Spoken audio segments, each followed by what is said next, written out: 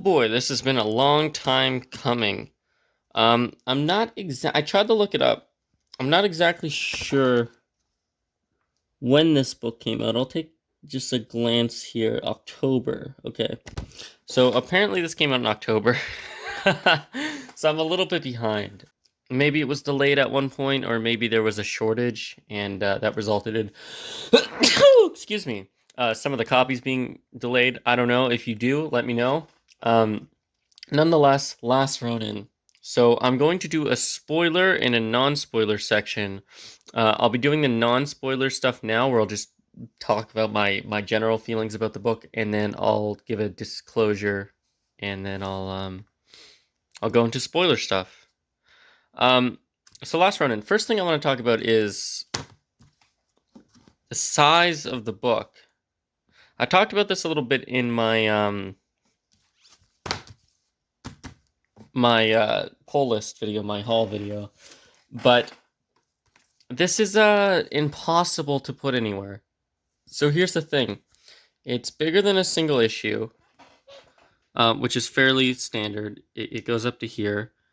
So there's almost an inch of clearance over a standard comic book issue.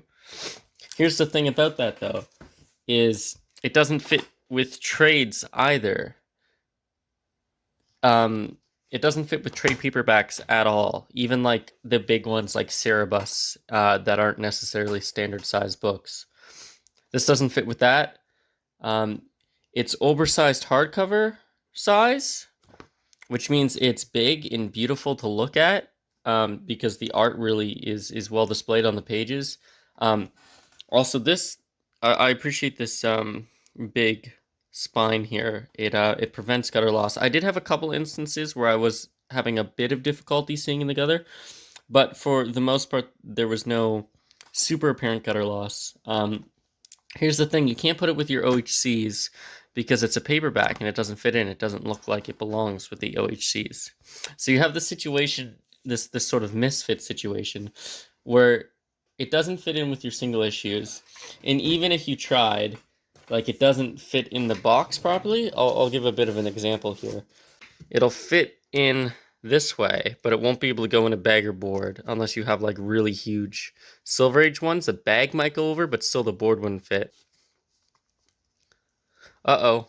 It sticks up above literally everything else in the box. And in fact, I have boxes that go to the tip of the books. So if you had it in a box like that, you wouldn't be able to put the cover on, and as a result of that, you'd have to have a display where all of your boxes are open, and that's not a problem for some people, but for me personally, I keep some of my boxes open and some of my boxes closed depending on the situation, and if I'm moving them, I always close them for safety purposes, but can't really do that if you have this in your box. Perhaps I'll pick a more appropriate green. There we go. The Last Ronin is really, really good. I appreciate it a lot. So without going into any spoilers, there's only one turtle left, which is the premise. We don't know which one it is. It's not revealed till the end of the book. And New York has been completely taken over by Shredder's grandson.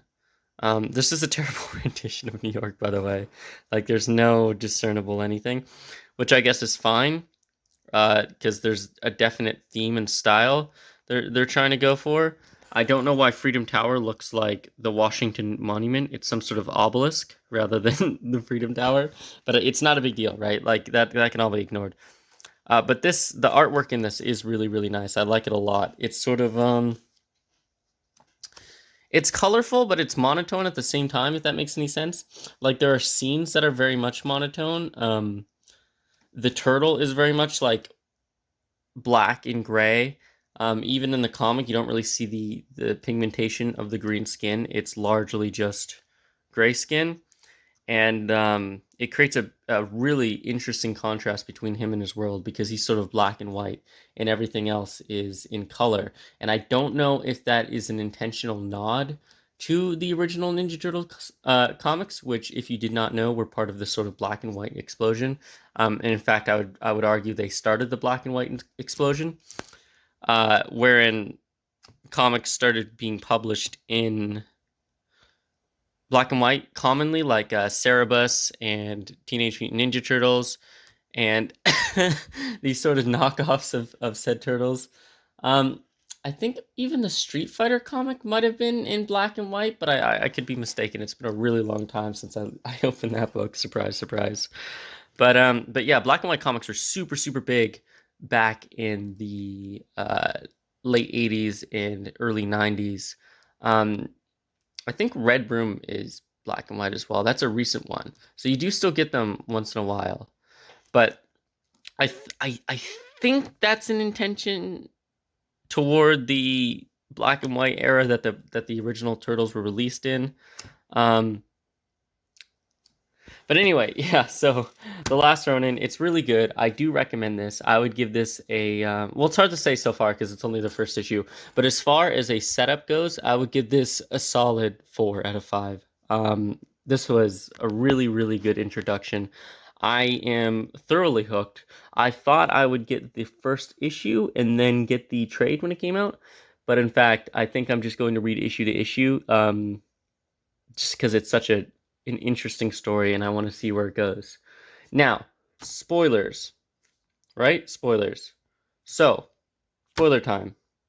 If you haven't clicked off now, then do that. I was told before reading this, obviously by somebody who was mistaken. I was told before I read this, that the last turtle was Raphael. That's not true.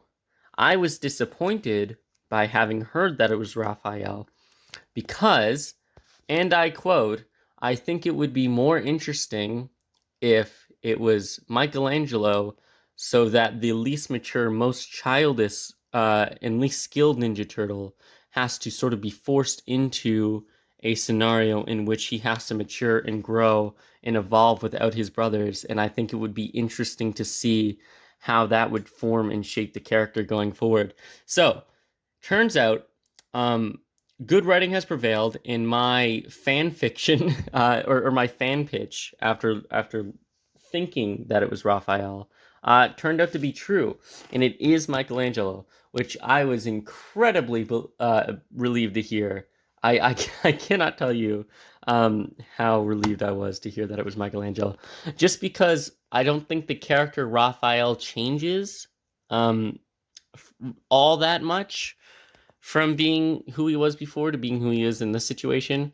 So he would have been like a loner, and he's a sort of dark and angry character. And in this, after the death of his brothers, he would have been a sort of loner and a dark and angry character. So that's not as interesting. That's not as compelling an evolution as it would be for Michelangelo. Thankfully, it is Michelangelo. The art in this is beautiful, and totally, I totally recommend this book. But yeah, New York is fucked, for lack of a better description. Shredder's grandson is ruling over New York City. Michelangelo goes on one last desperate suicide mission to find and kill the grandson of Shredder who killed his family. And he makes it all the way pretty much to the top of the tower, to the office more or less of his target. And he screws up once, he gets knocked out the window down the street level, and he fails, and it like it basically kills him. He's bleeding all over the place, he's vomiting blood, coughing up blood, because he fell, many stories to the street. And so like his organs are presumably ruptured. He's in rough shape. So he manages to crawl his way back to the sewer, and he sort of goes through this ritual where he lays out all the weapons of himself and his fallen brothers, and he just sort of takes out the masks. He lays them over the weapons of his fallen brothers, and he basically says, I'm sorry, Father, I failed you. I wasn't good enough. Please forgive me. And he takes Leo's sword, and he's about to stab himself with it. Like, look at that, like the color around him, and then the black and white monochromatic texture of Michelangelo himself. I creates a really, really cool contrast, whether it was intentional or not. And he takes Leo's broken sword, and he's about to, kill himself. He's about to honorably commit suicide, and he just passes out from blood loss. He just can't do it. He can't finish. And so I think this is supposed to be April and Casey's daughter, though that hasn't really been revealed yet. She finds him. He has a flashback to when he was younger and all his brothers were alive. And he wakes up in a sort of makeshift hospital room. And who does he find but April O'Neil, who's alive and a little worse for wear, I'll be honest, but she's alive and she's nursing back to health. And she calls him Michelangelo, and that's where it's revealed who the turtle is, and then the issue ends there. I love this artwork so much. This is issue 2. This is coming out in February. I think February 27th, it said. So just under a week past my birthday. And no, sorry, was it I think it was January 27th. That's what it was. It was January 27th. So the next issue will be out in January, the end of January. This was great. I'm going to buy the next one because this was, I enjoyed this a lot. This is really fantastic. Damn, like they do this sort of thing where he's talking to spectral versions of his brothers, like in his head the whole time. Like he's sort of acting like they're on the mission with him, and they're going through the motions just like old times. And it's sort of sad, and it's sort of interesting because it gives him like somebody to bounce off of, somebody to express his feelings to without just thought bubbles and stuff like that. It's a good device for the story, I think. And oh man, it's so cool. I totally recommend this book. I'm thinking about buying a second copy of this for a friend of mine who's really into the turtles. But nonetheless, I'll catch you guys later.